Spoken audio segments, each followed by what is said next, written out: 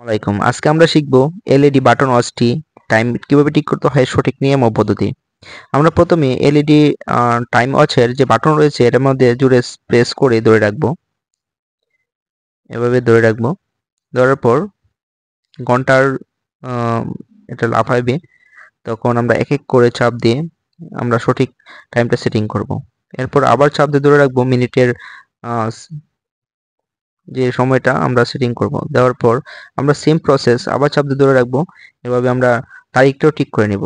এই ভিডিওটার মাধ্যমে আপনারা খুব সহজেই এলইডি বাটন ওয়াচটি টাইম ঠিক করতে পারবেন খুব সহজেই। আর যদি ভিডিওটি ভালো লেগে থাকে অবশ্যই একটা লাইক দিবেন।